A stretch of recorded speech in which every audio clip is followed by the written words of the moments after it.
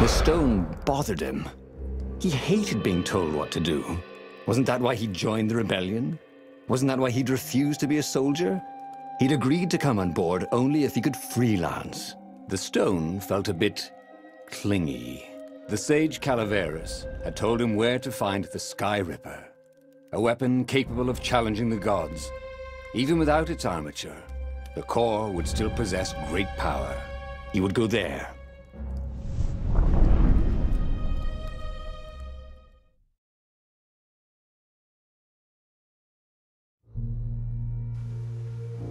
The moment he landed the Farfarer, Reynardo had a rare feeling of regret. It's not too late, he thought. He could turn around and sail for Zenobia's island. He frowned. Wait a minute. He didn't want to kill Zenobia, did he? Sure, technically she was the enemy, but they'd been at Sword Fu school together. They'd never been lovers, but somehow they'd been closer. She'd told him every secret about herself. Except the biggest one. That she was the Emperor's daughter. No. Kill Zenobia, whispered the stone. Before it's too late.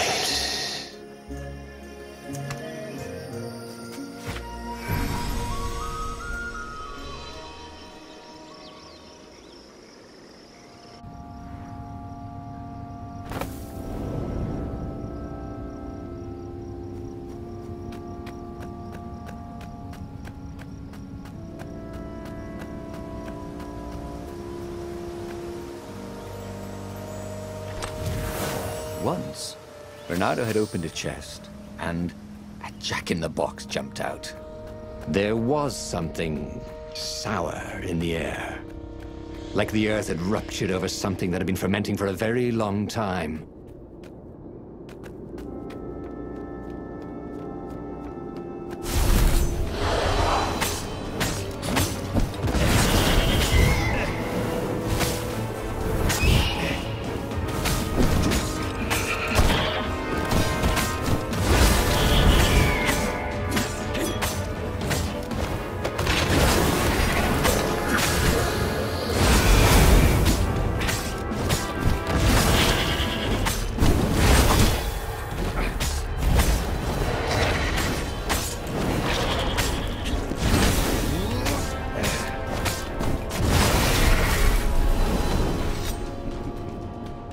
The stone hadn't lied about what it could do for him. With each raven he cut down, he felt a jolt of power flowing into his arm. You're weak, whispered the stone. The core will kill you. Are you afraid of it? Don't be ridiculous. It chuckled. But it's unstable. It will poison you if so much as carry it. And if you try to use it, it will explode catastrophically. Reynardo did not trust rocks that talked in his head. He went onwards.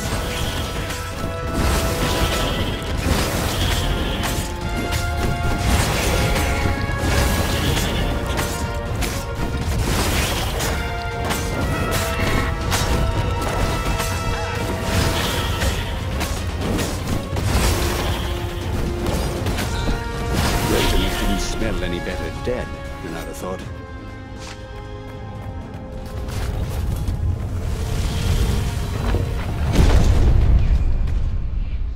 As he approached the core, the stone became hysterical. No!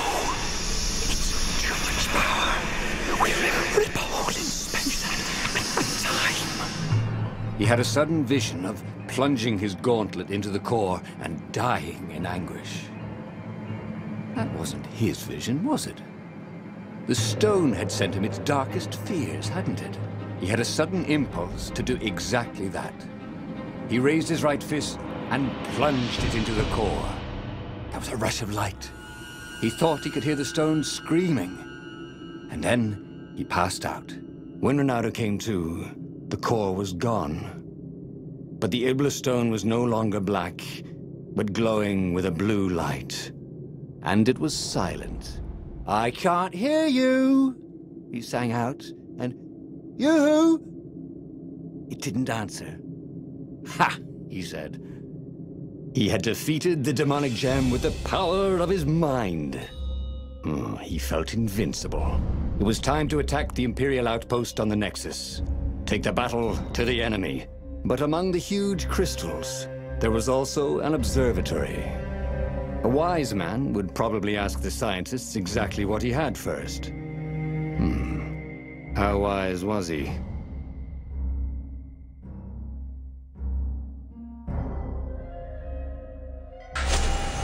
As the Farfarer made its way toward the Nexus, Bernardo could see tiny sparks in the blackness that was the Iblis Stone, as if somewhere within it, the core was still spitting out energy, which the Iblis Stone sucked in hungrily. You'd think the stone would want this kind of power, wouldn't it? Thought Bernardo. Well, the scientists would explain it all.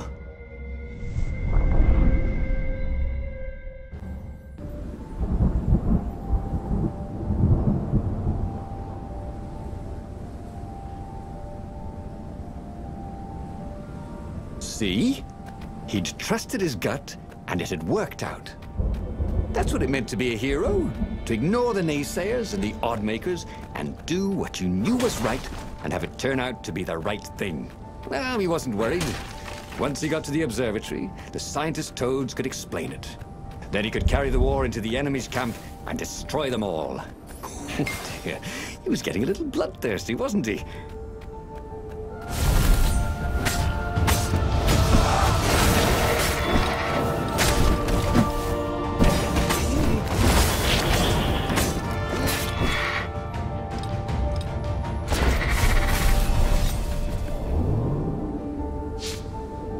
This would be the perfect place for a tic-tac-toe board.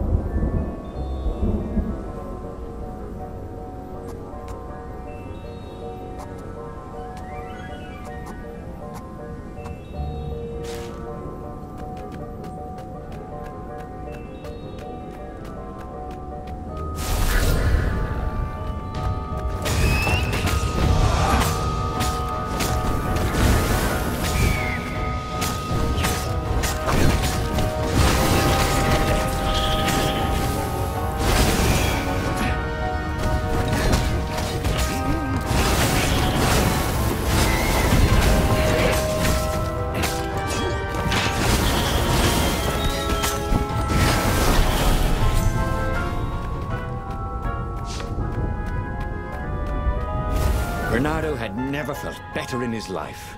Normally, a battle would wear him down and he would need a night's sleep. Now he felt like he could go all night and all day. He felt like people were cheering him on, and he could practically hear their applause as he slew one raven after another.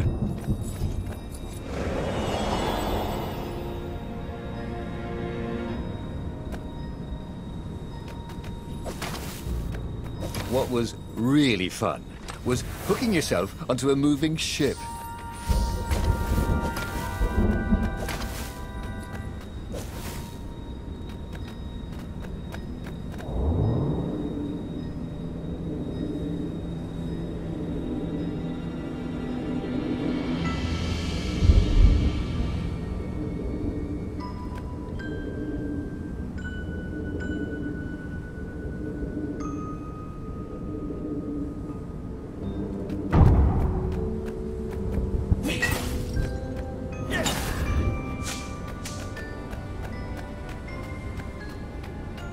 The Iblis Stone and the Skyripper Core.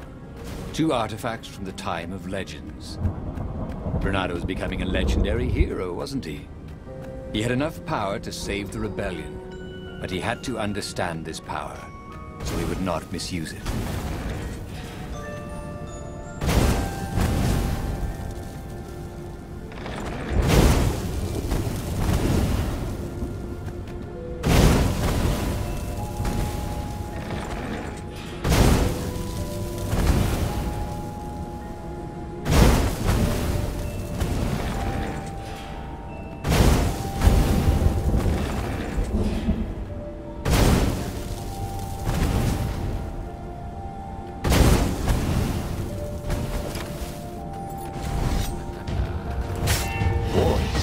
people were just liable to explode if you upset them.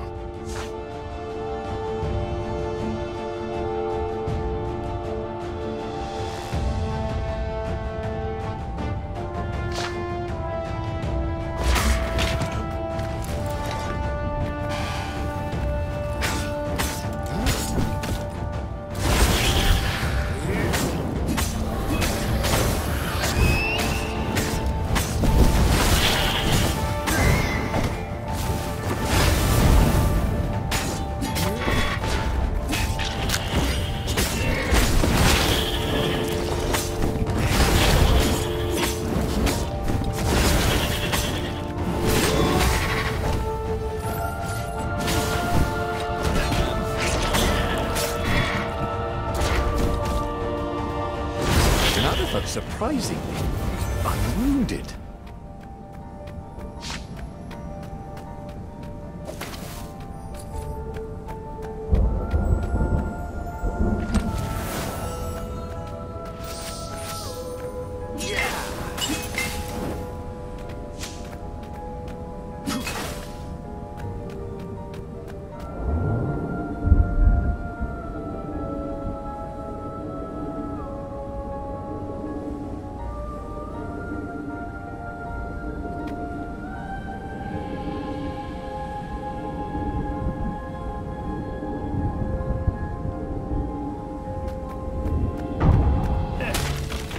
Practically sure he'd find something useful in one of these things.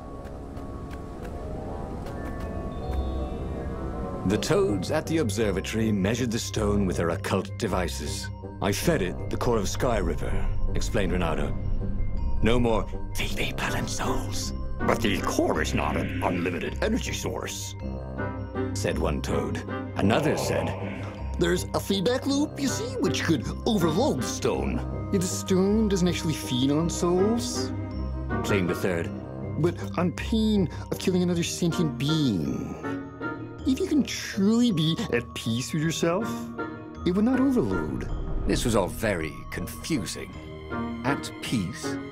Yes, the mountains were peaceful and quiet, but he now had the power to turn the tides. He should report to the Rebellion Council and prepare for the decisive battle.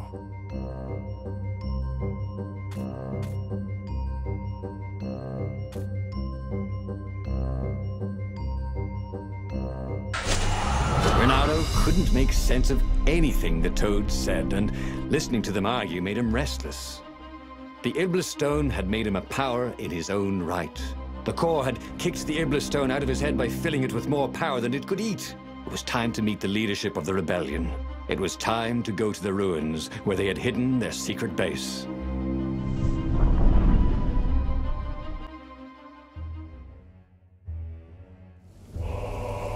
He was ready for anything the ravens could throw at him. His sword felt ready too. It seemed to know what he wanted most.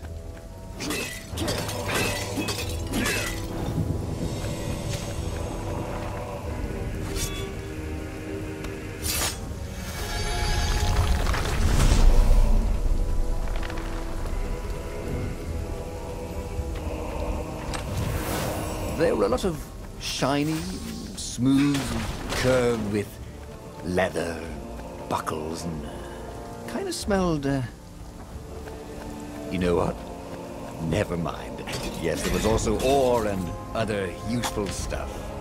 Let's focus on that, shall we?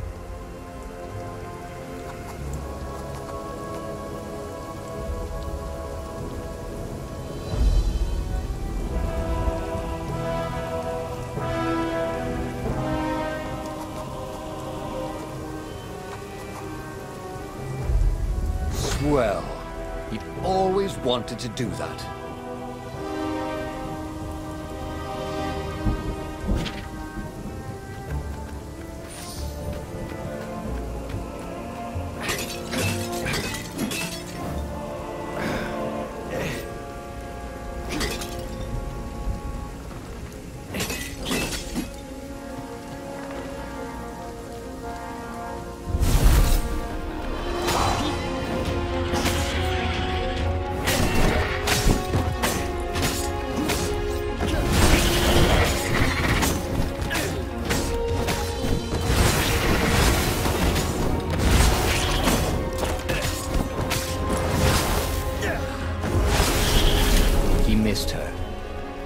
Zenobia, Hypatia, the kid's mother.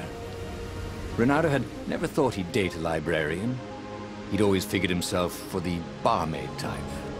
But then, he'd never figured the library of Ubar would have comic books, or that Hypatia would know anything about them. He missed her.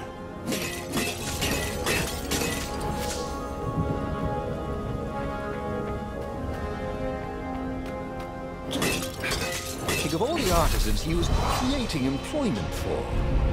Truly, he was a job creator.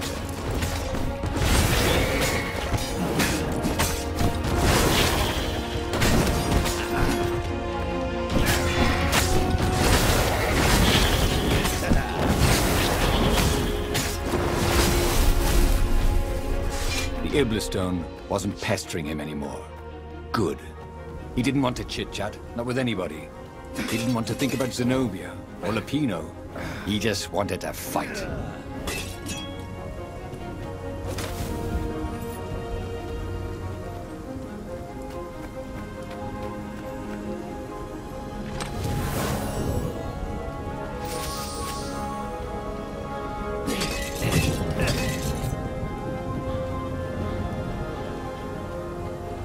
He wasn't that good.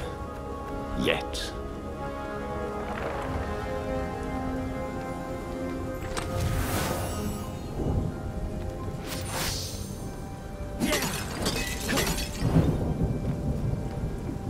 This was almost fun. Pain of killing another sentient being? What was that toad talking about anyway? He felt no pain, only pleasure as each filthy raven fell by his sword and the stone glowed brighter and brighter. And all the while, those voices were cheering him on, like he was in the arena, winning bout after bout.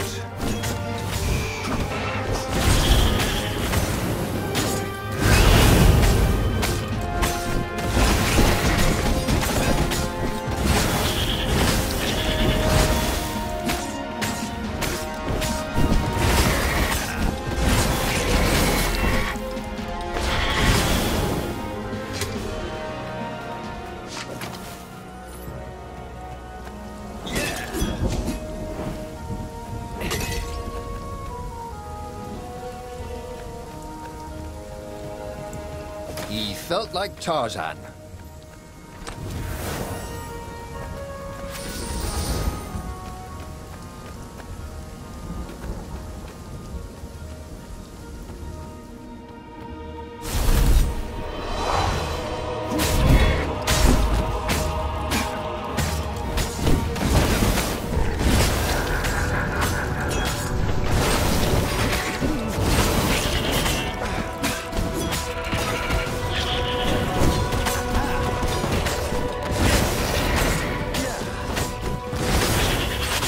That had gone rather well, actually.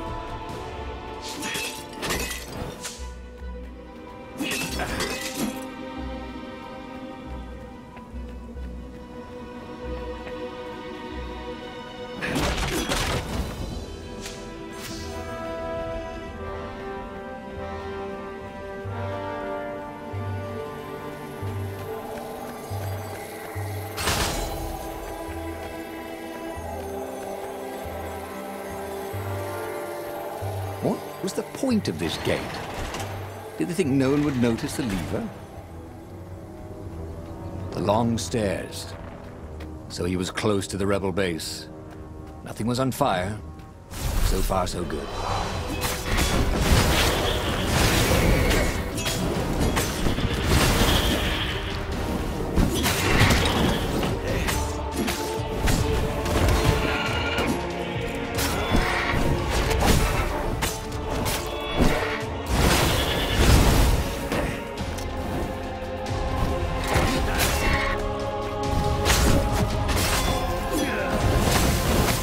Smelled burnt fur. Here's some.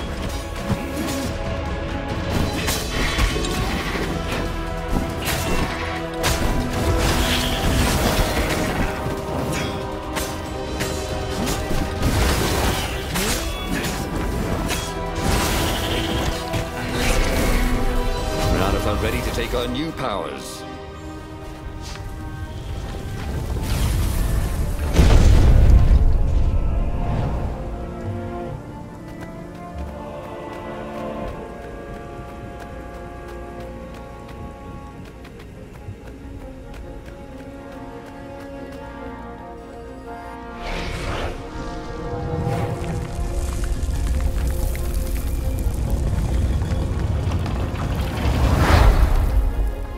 He slew and slew across the ruins and into the labyrinth that hid the secret rebel base. He was surprised not to see any defenders or even any of the council toads. When he reached the council chambers, there were still no toads, only filthy ravens.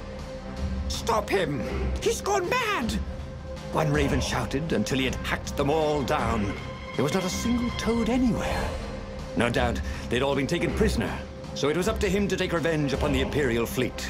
But where had they taken the council? It couldn't be good that the Empire had not only found the secret rebel base, but killed or captured everyone there. No matter. He was on a roll. He headed full speed towards the Imperial fleet. He would be the fox who took down 100 warships. He charged.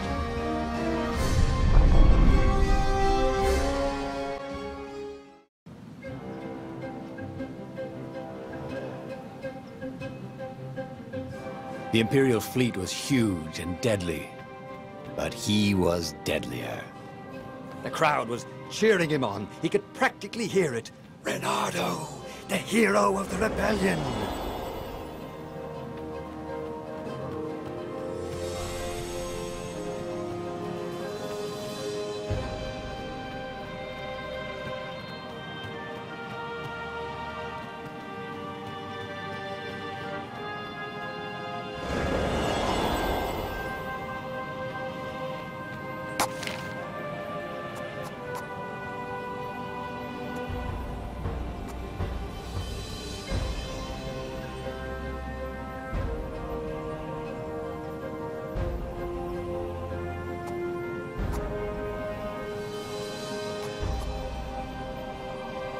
This was way better than being able to shrink down to the size of an ant.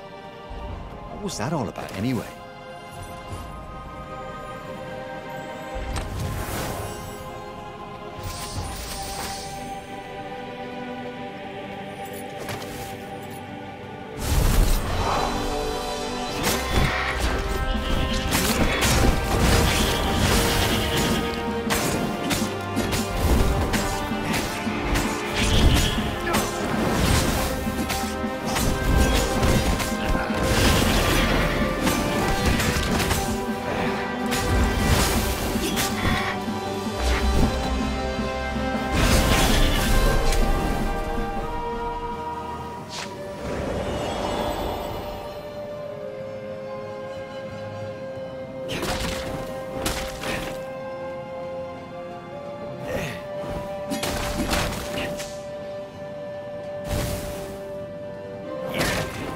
When Reynardo went to the china shop, for some reason the owner was always nervous.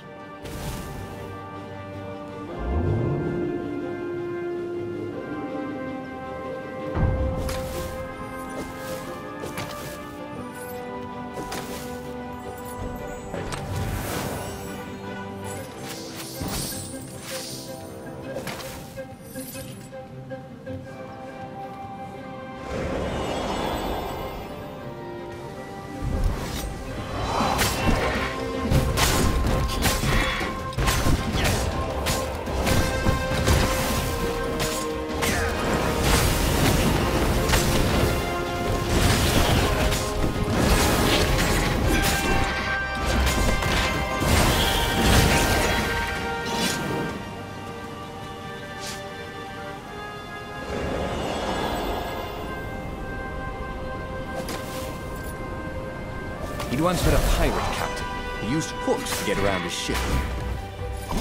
What was his name?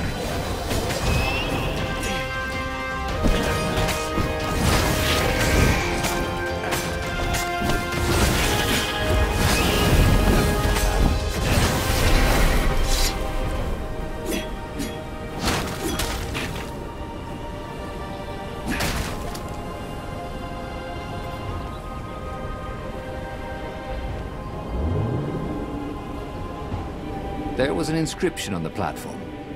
Balalaika lessons, with an address.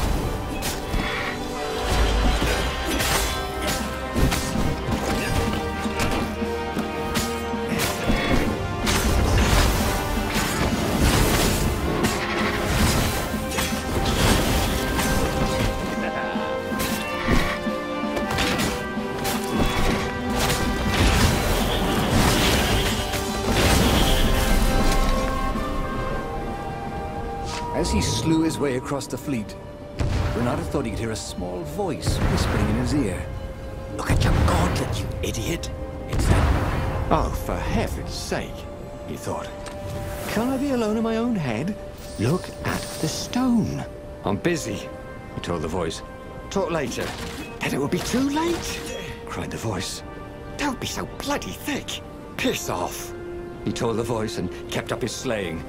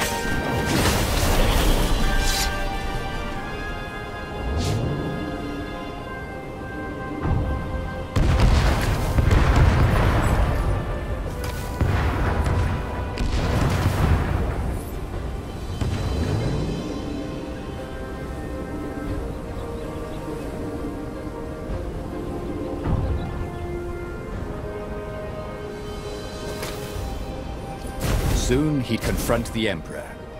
Again. This time, he'd make an end of him. He'd screwed up last time, but he had a good feeling about this time.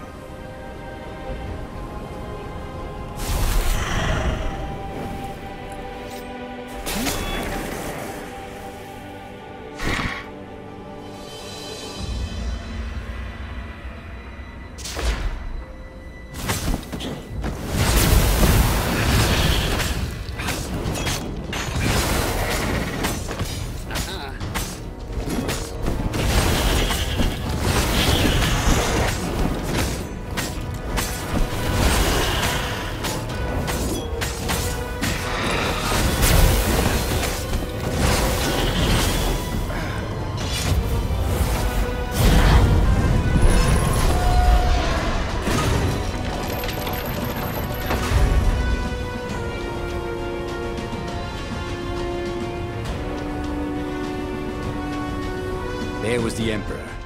Renato cut down his elite guard. The exalted Toad cowered fearfully. He had sought to evade death and only made death come to him faster.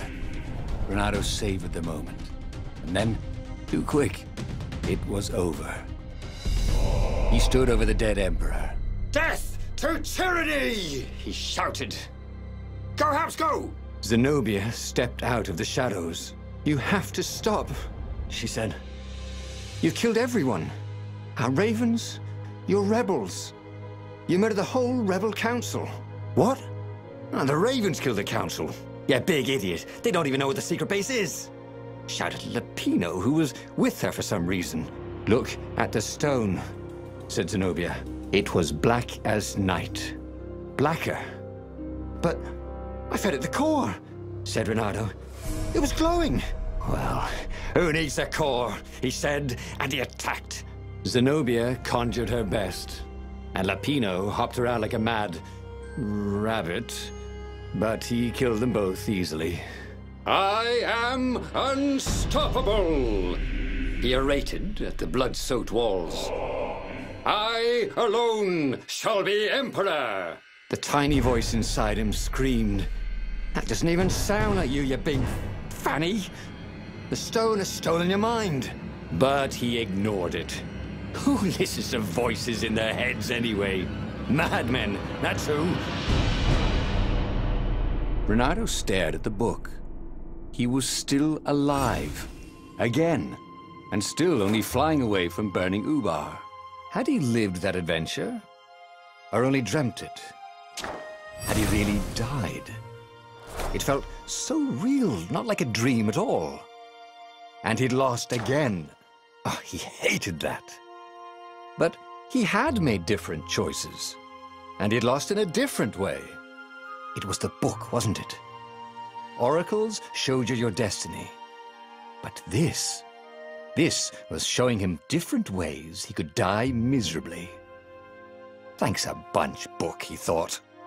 But these were destinies that he did not have to fulfill. But he'd learn another true thing. The Iblis Stone was evil. It would try to corrupt anyone who used it.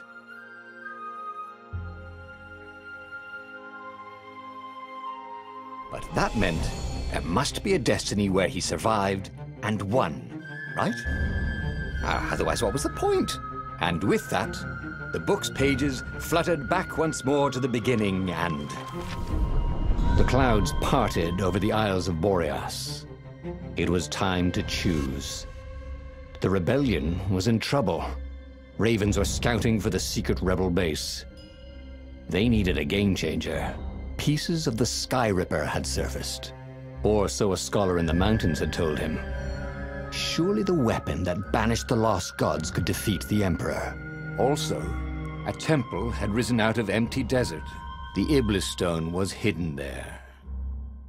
It was a dangerous artifact. It could corrupt its user into a bloodthirsty monster. Maybe he could find a way to use it, to take its power without surrendering to its wickedness.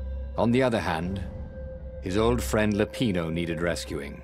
Lapino was no game changer, but could Renato really leave an old friend to the Ravens?